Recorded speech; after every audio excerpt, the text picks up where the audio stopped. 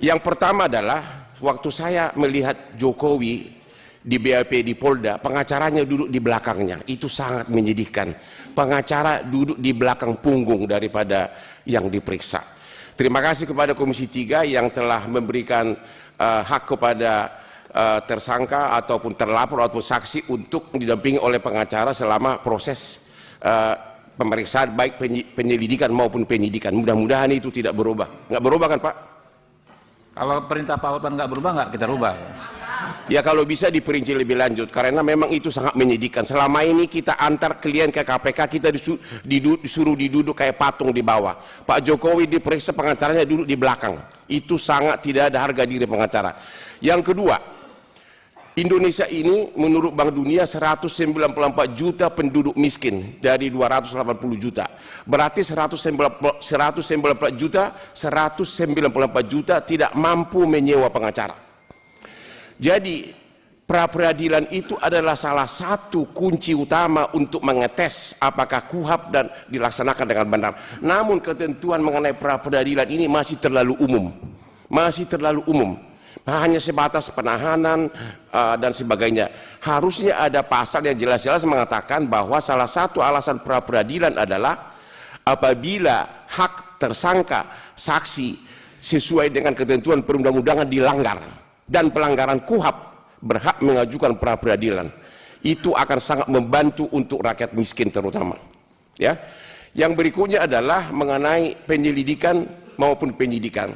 Penyelidikan adalah ajang paling bagus bagi penyidik untuk cari rezeki. Yang datang ke Kopi Joni itu adalah kalau dia sebagai pelapor dalam penyelidikan SP2HP keluar, kasusnya dihentikan. Kalau dia sebagai terlapor langsung jadi tersangka dan tidak ada upaya hukum. Karena kalau masih dalam penyelidikan tidak ada upaya hukum, tidak boleh pra-peradilan. Pertanyaannya apakah penyelidikan masih perlu? Kenapa nggak langsung ke penyidikan? Oke. Yang berikutnya adalah penyidik dan tersangka itu nggak beda dengan penggugat dan tergugat dalam perkara perdata. Saling menggolkan dia punya dalil-dalil. Makanya sebaiknya dalam semua gelar perkara, dalam rekonstruksi, dalam otopsi, semuanya pengacara dikasih hak untuk ikut dengan bantuan profesional.